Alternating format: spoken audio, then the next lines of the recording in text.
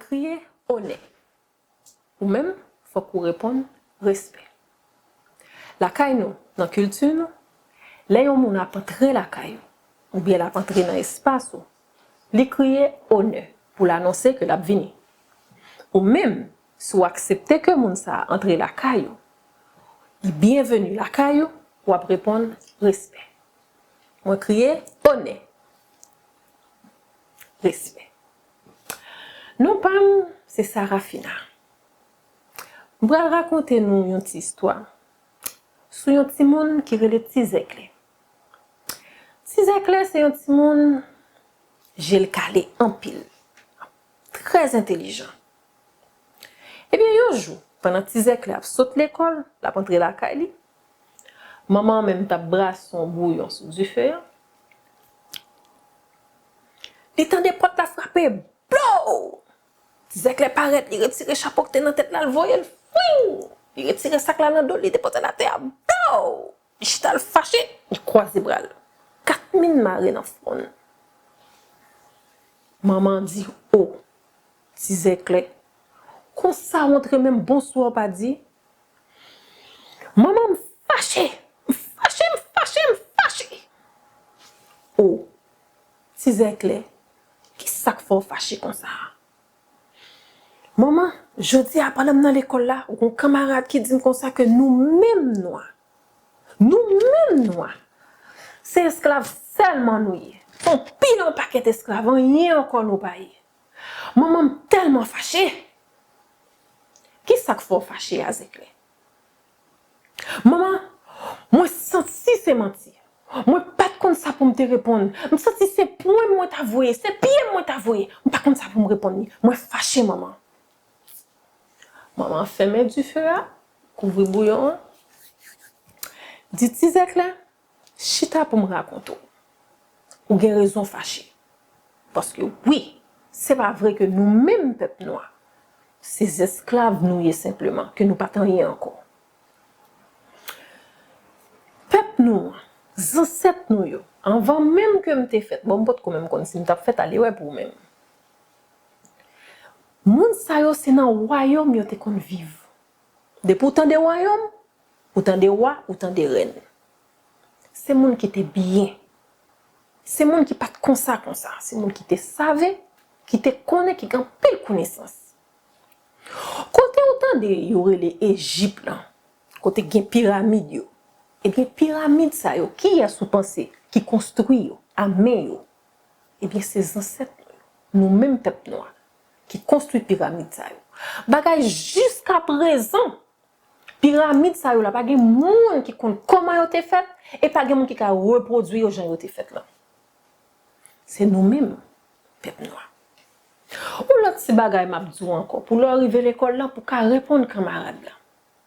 Est-ce qu'on te connaît que les ancêtres nous c'était un peuple qui te savait, qui te gagne pile connaissance.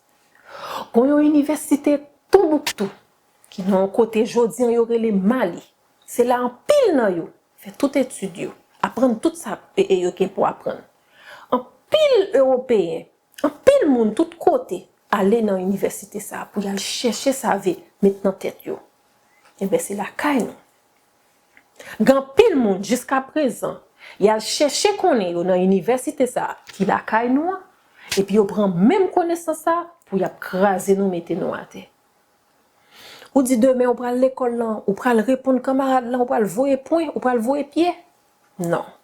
Gon l'autre gens ou ka goumen. Ou prend le relais, ou prend dire hier ou te dit tel bagay fait tel genre. Mes réponses que moi gain pour. La saisi ouais que ou compte côté au sorti, ou compte qui est souillé et ou compte côté au pralé. Autant de ça me doute Tizekle. Mine qui te marre dans fond Tizekle ou commence démarrer. Moi ouais yeux Tizekle qui commence éclairer. Maman demain l'aime river l'école, c'est pas lui même seulement, non moi pas le répondre, moi pas dire tout le monde ça pour tout le monde connaît qui côté me sorti. Maman Tizekle découvre bouillon, il dit qu'on y a ou défâché. Est-ce que vous avez un petit bouillon? Oui maman, m'a bon petit bouillon.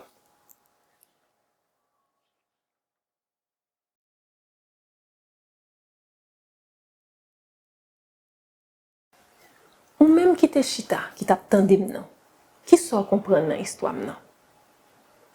Ou songe Tizek là était paré pour te tourner l'école là, pour le bail coup de poing, pour le bail coup de pied. Gon l'autre façon ka goumen. Ou même tout, ou ka choisi goumen yon l'autre façon. Chercher connaît qui moun lié. Chercher connaît histoire pays ou. Chercher connaît histoire ancêtre yo. Chercher connaît qui qualité moun yo te. Pour les yon moun baisser caractère ou, dire ceci, dire cela, qui pas vrai pour une réponse pour bali. Le ça, ou marcher la tête haute. Yo pas pour même gens, y a pour que ou connaît ce wap dire et ou connaît ce wap raconter et ou connaît koto brale. Songez ça. Toujours.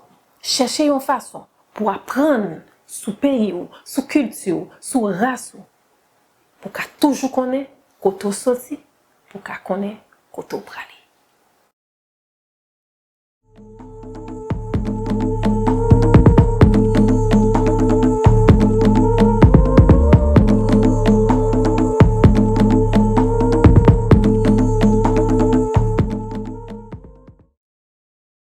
Bonjour, je m'appelle Franz Voltaire, je suis le directeur du Centre international de documentation et d'information haïtienne, caribéenne et afro-canadienne à Montréal.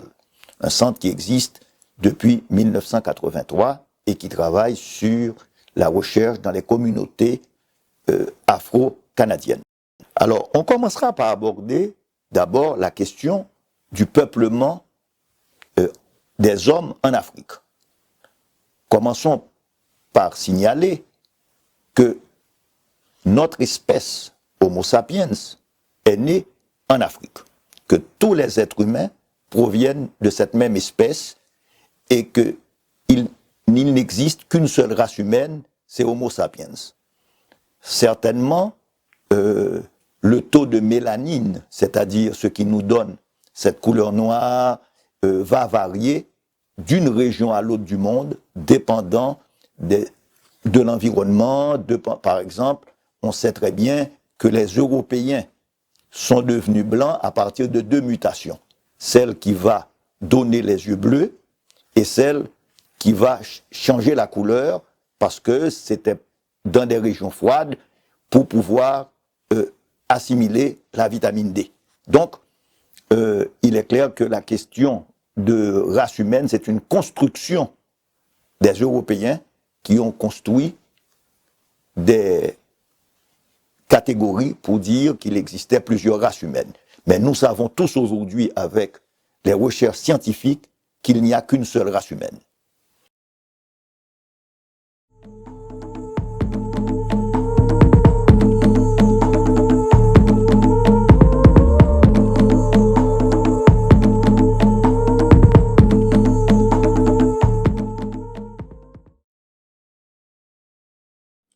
Salut les amis, c'est moi Sarafina qui vient vers vous pour faire un résumé du conte qu'on a écouté tout à l'heure.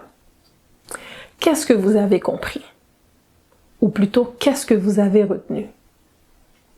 Moi, ce que je trouve de très important à retenir, c'est qu'il faut savoir d'où on vient pour savoir où on va. Ou aussi, il faut savoir d'où on vient pour justement être capable de tenir tête à des gens qui sont ignorants par rapport à notre histoire ou notre personne. Dans notre histoire, un camarade de classe fait comprendre à Tizekle que tous les gens de race noire sont des gens qui sont nés esclaves, qui sont esclaves et qui seront toujours des esclaves. Ça a brisé le cœur de Tizekle, ça lui a fait de la peine. Une chance qu'en rentrant à la maison, sa mère avait les bonnes informations pour non seulement l'enseigner, afin que lui puisse enseigner ce même camarade. C'est très important. Quand on ne sait pas quelque chose, on demande pour avoir la réponse. En ayant la réponse, Tizekle, le lendemain, a pu aller à l'école et mettre au clair avec ce camarade et lui expliquer qui il est vraiment. Très important. Autre chose.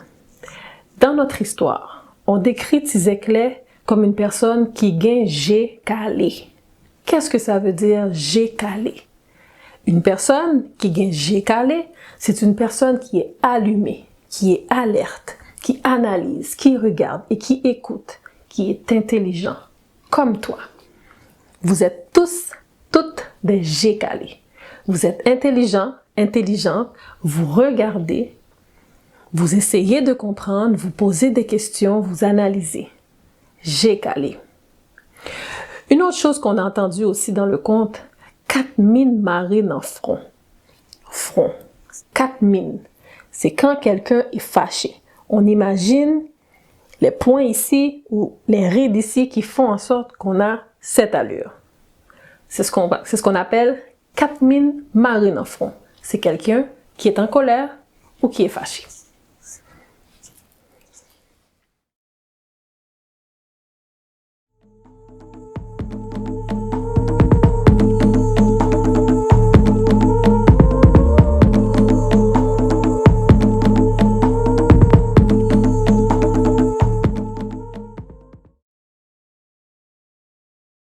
On a eu un grand anthropologue et archéologue sénégalais, le cheikh Anta Diop, qui lui-même avait signalé très tôt et que la civilisation égyptienne est essentiellement une civilisation africaine.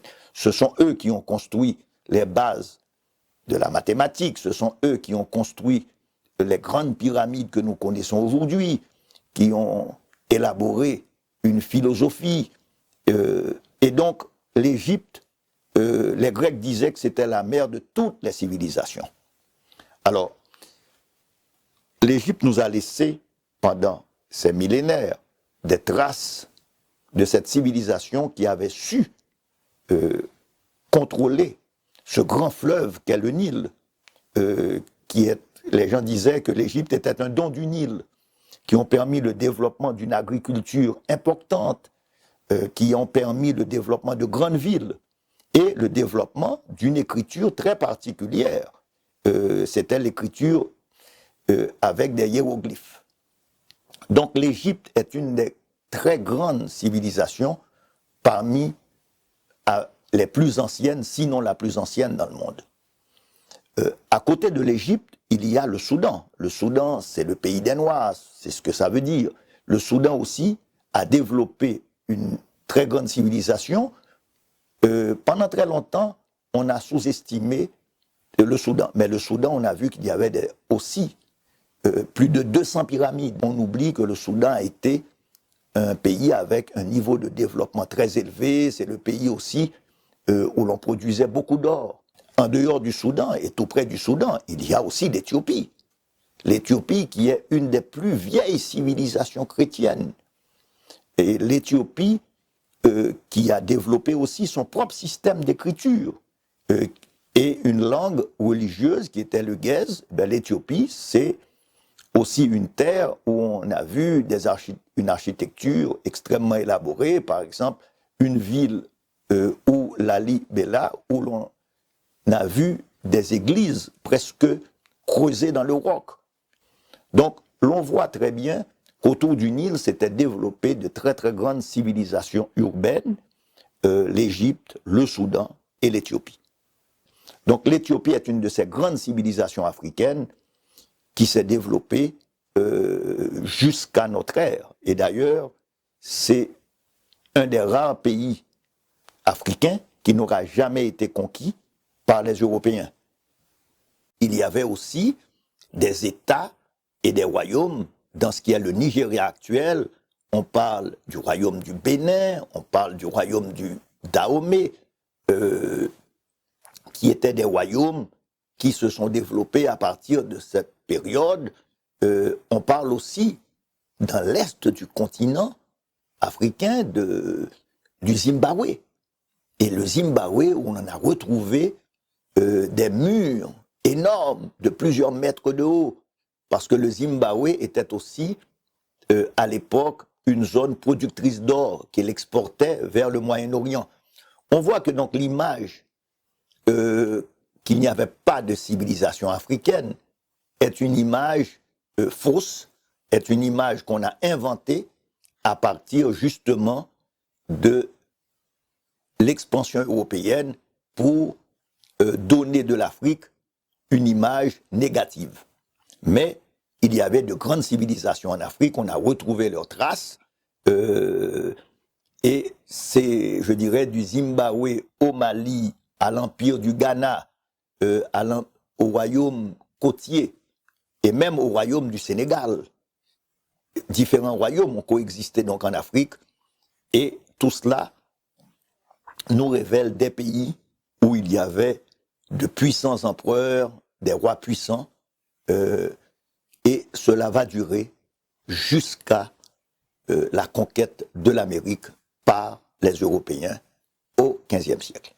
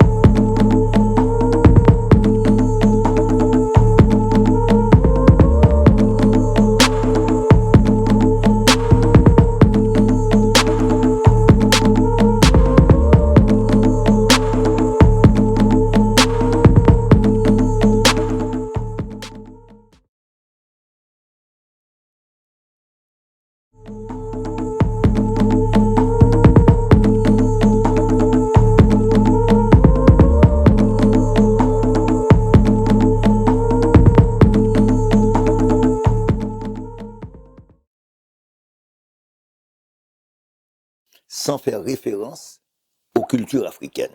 Parce que nous sommes tributaires de cette culture, nous avons des éléments qui ont marqué notre histoire, et toute cette histoire, en grande partie, vient du continent africain.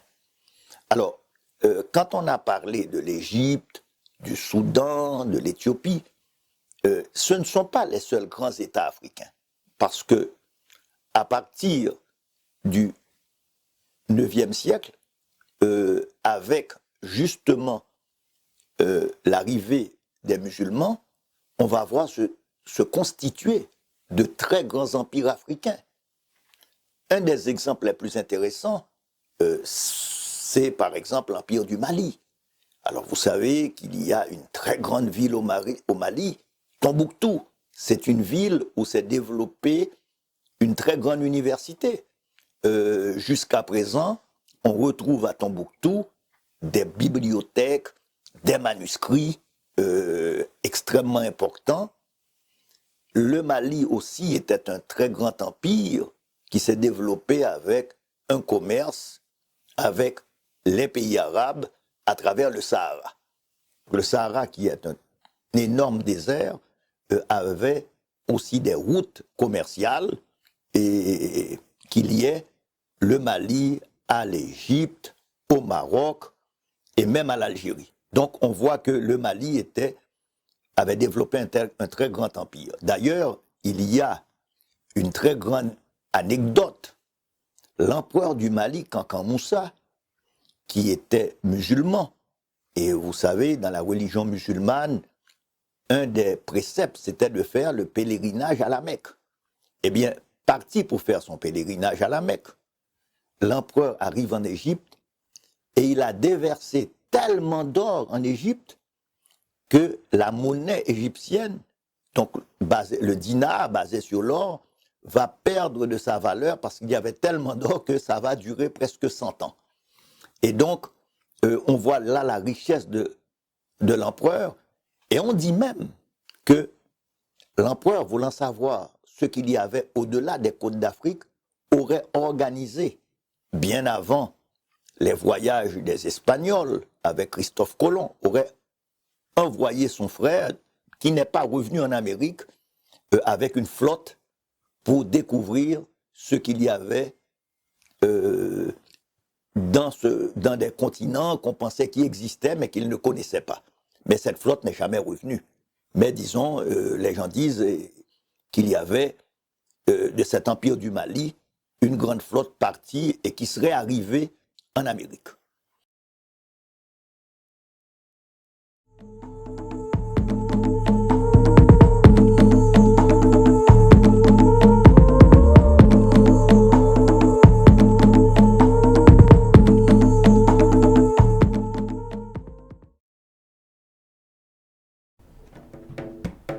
Est-ce que vous êtes prêts à bouger? Vous savez qu'avant de danser, c'est très important de bien travailler le corps, bien réchauffer le corps, travailler les muscles afin de ne pas se blesser. Donc, on va tranquillement se mettre en position pour commencer le réchauffement. On va commencer avec la tête en faisant des mouvements en avant, en arrière. Voilà. Donc, c'est un mouvement continu. En arrière, en avant, en arrière, en avant. Le prochain mouvement, vous allez continuer avec la tête et le cou, mais cette fois-ci, vous allez y aller de droite à gauche. Voilà.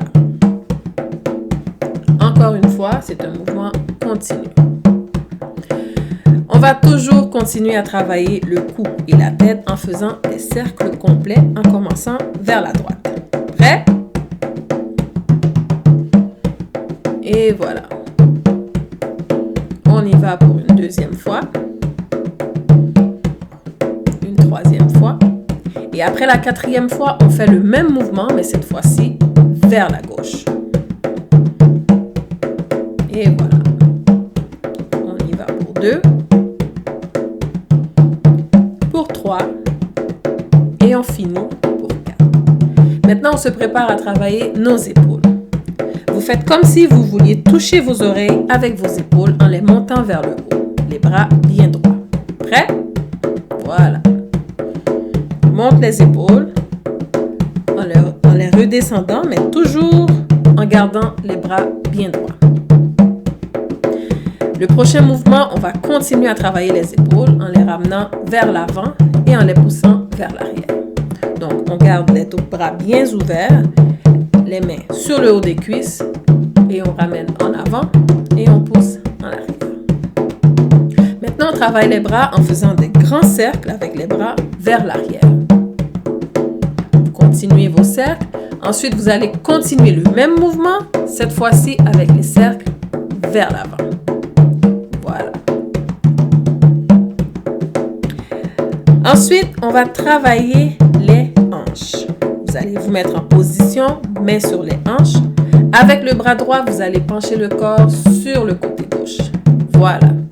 Vous travaillez le bras, le côté du corps et les hanches. Ou plutôt la hanche. Vous allez continuer le même mouvement en le faisant de l'autre côté pour travailler l'autre côté du corps. Voilà. On va continuer avec les hanches en penchant le haut du corps vers l'avant et en le ramenant vers l'arrière. Donc, on penche en avant et on ramène en arrière. On essaie d'aller le plus loin possible. Pour ceux pour qui c'est plus difficile, on respecte les limites de son corps et on y va jusqu'où on peut aller. Donc, en arrière et en avant. En arrière, en avant. Voilà. Maintenant, on travaille les genoux. Simplement en faisant des bonds, donc en pliant les genoux vers le bas. On garde les pieds bien fermés, les jambes bien ouvertes. Maintenant, on va ouvrir les jambes en faisant le même mouvement avec nos genoux. Et voilà. On va refermer les jambes.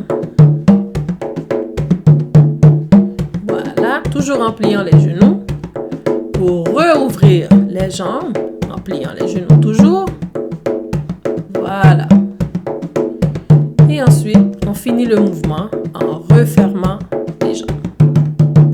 Maintenant, on s'apprête à finir notre réchauffement en travaillant les chevilles.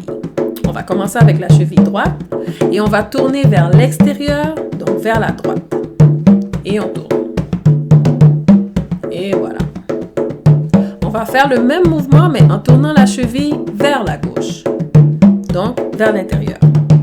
Voilà. Étant donné qu'on a deux chevilles, on va déposer la jambe droite pour lever la jambe gauche et travailler la cheville gauche. En tournant vers l'extérieur, cette fois-ci vers la gauche. Et on va finir le mouvement en tournant la cheville vers l'intérieur, donc vers la droite.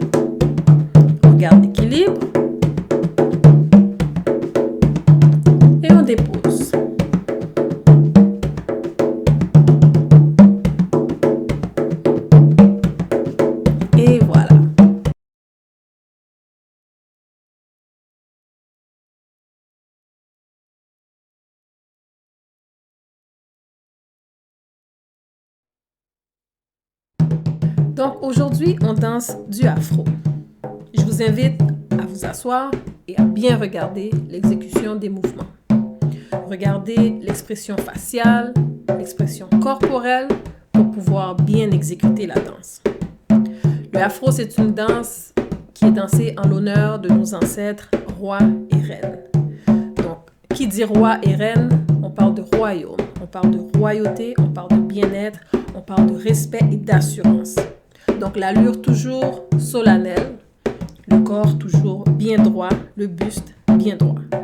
Donc, prenez le temps de regarder les jambes, les pieds, les bras et le visage. Ce sont des mouvements qui sont très doux, très posés, mais en même temps très définis. Donc, regardez bien de quel côté la danseuse commence et de quel côté la danseuse finit. Et prenez le temps aussi de voir le nombre de fois que le mouvement est exécuté. À chaque mouvement, toujours se rappeler qu'on est un roi et une reine. Donc, toujours le dos bien droit et le buste bien droit.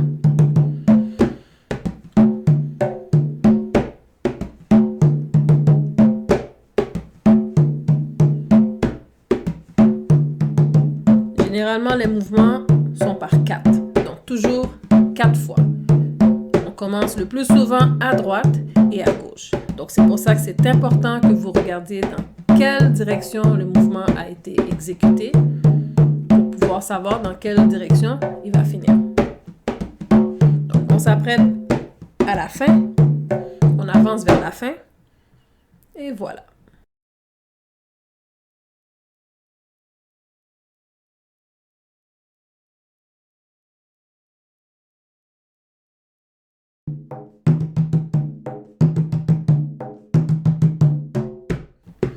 Donc, on est en position pour danser le afro.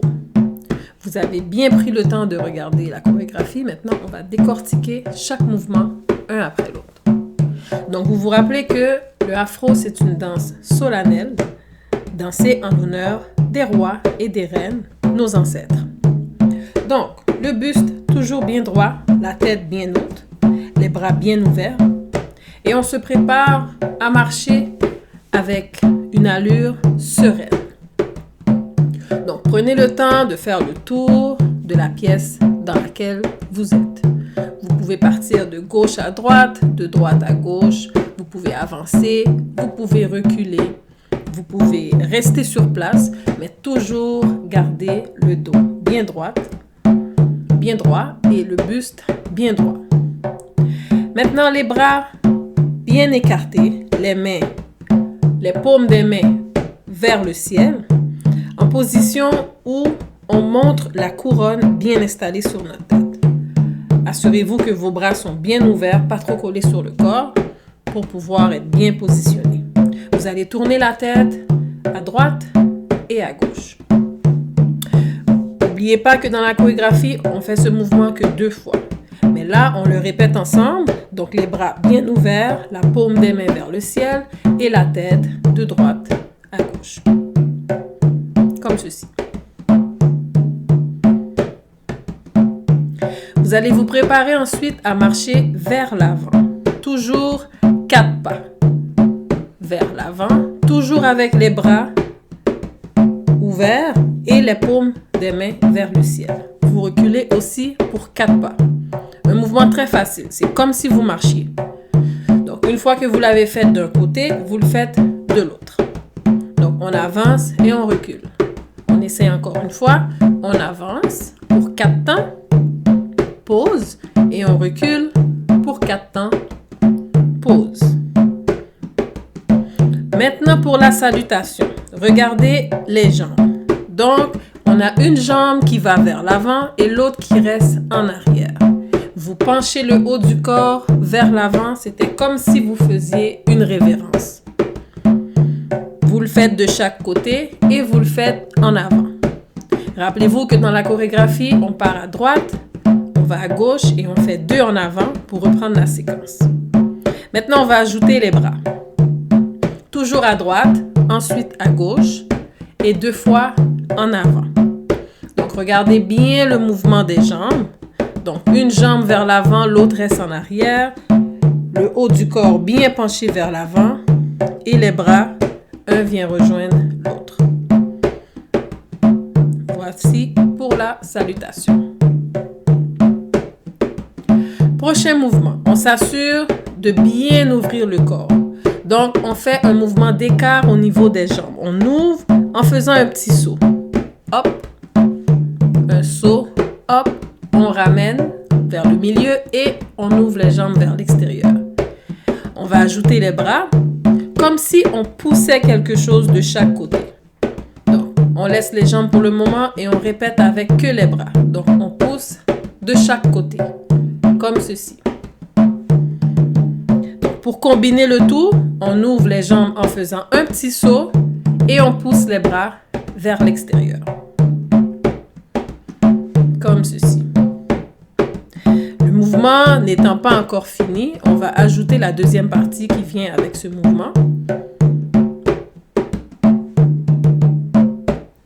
Donc, vous allez plier les genoux et descendre vers le bas. Ça veut dire vous pliez les genoux légèrement en position assise et ensuite vous pivotez le haut du corps de gauche à droite ou de droite à gauche. Souvenez-vous que dans la chorégraphie, on commence à droite. Et voilà. Donc, le mouvement final, comme ça, on commence avec les jambes, comme ceci.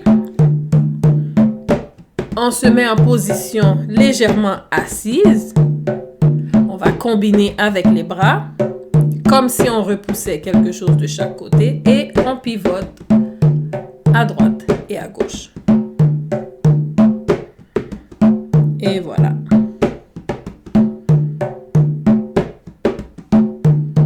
Est-ce que vous le faites en même temps que moi? Et voilà. Le prochain mouvement, encore une fois, on va le décortiquer. On va commencer avec les genoux seulement. Là, vous avez vu le mouvement.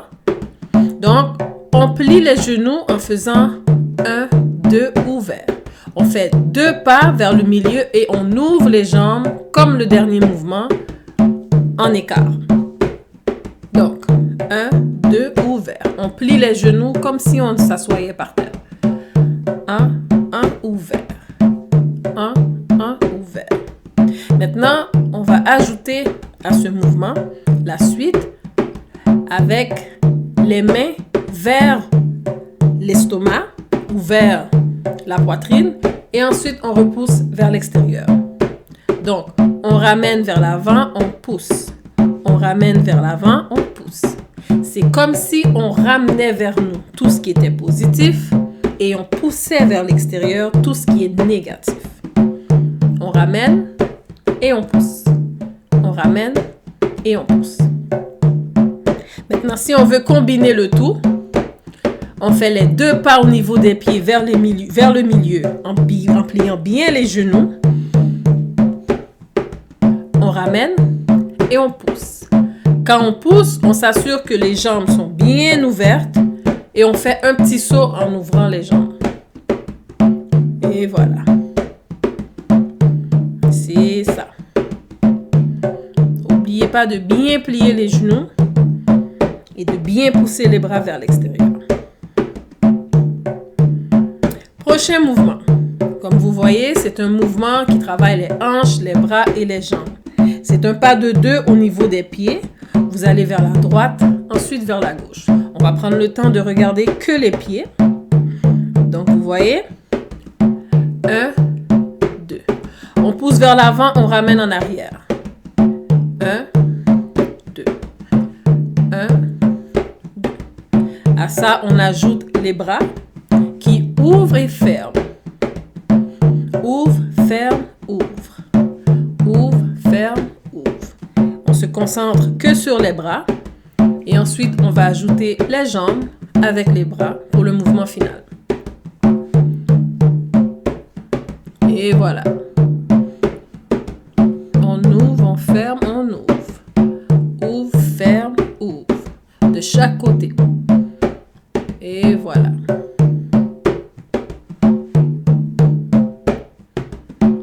bien prendre le contrôle des bras, de pas trop les pousser vers l'arrière. Le prochain mouvement, on balance le corps à droite et à gauche. On va prendre le temps de regarder les jambes et les bras séparément. Mais là, vous avez une idée du mouvement. Donc, on balance à droite et on balance à gauche. On va prendre le temps de regarder que les pieds. Quand on penche vers le côté droit, la jambe droite est légèrement pliée vers la droite. Et quand on balance pour pencher du côté gauche, la jambe gauche est légèrement penchée vers la gauche. Maintenant que les bras. Vous lancez votre bras vers la droite, vous ramenez vers la gauche et vous ramenez. La tête suit le bras dans la direction dans laquelle elle va. Donc, on combine le tout. Donc, le poids sur la jambe du côté droit en premier et le poids. Donc, pour le mouvement final, les bras en forme de cercle et les mains en position prière. La jambe droite légèrement pliée sur la jambe gauche qui est bien droite. Maintenant, on se concentre sur les bras seulement. Donc, les bras en cercle et les mains en position prière.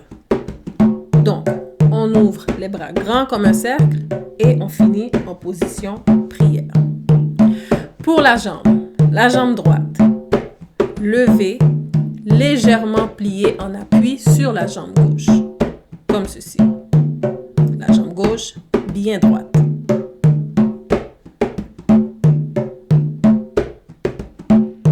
On essaie le tout ensemble. Donc, on ouvre les bras grands, main position prière et les jambes pliées avec la jambe gauche bien droite. Et voilà.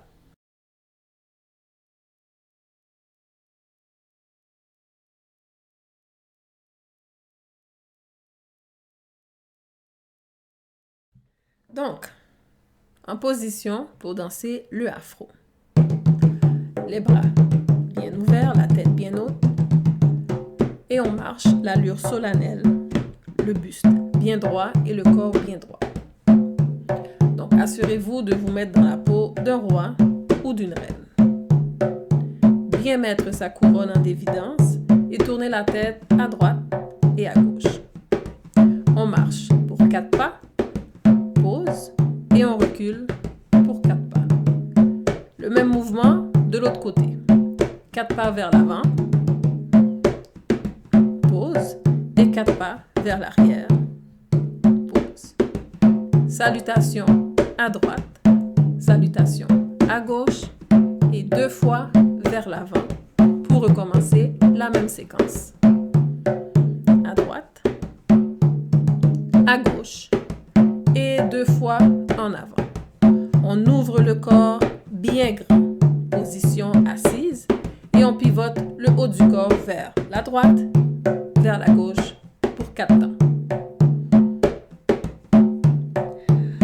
Les genoux bien pliés, on ramène vers l'avant en poussant les bras vers l'extérieur. On ramène et on pousse.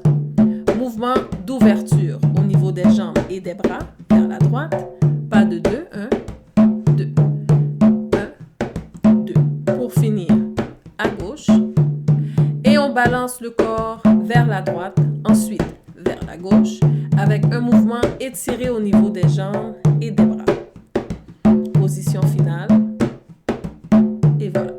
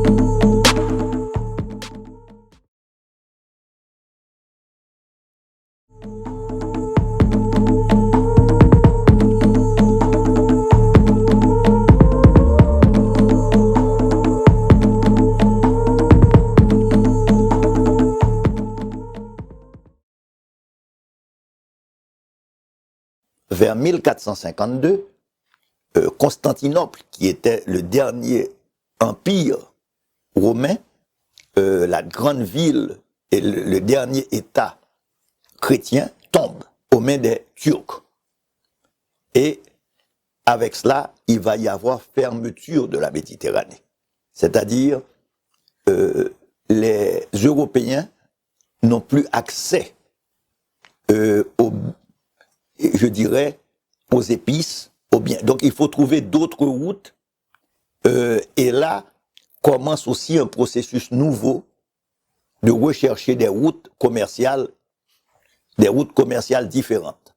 Il faut dire aussi que quand la Méditerranée, avec la fermeture par les Turcs de la Méditerranée, les Italiens qui contrôlaient le commerce, c'est-à-dire la ville de Gênes, c'est-à-dire la ville de Venise surtout, eh bien, beaucoup de ces marins italiens, dont Christophe Colomb d'ailleurs, qui étaient les grands marins de l'époque, les grands cartographes de l'époque, vont se mettre au service des Européens, des États européens qui ont une façade atlantique.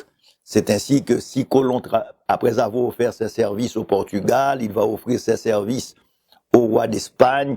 Ce sont les marins italiens qui effectivement vont être aussi au service des États européens pour leur permettre de commencer ces voyages qui commencent comme des voyages d'exploration et qui après vont se concrétiser comme des entreprises de conquête. Il y a aussi, je dirais,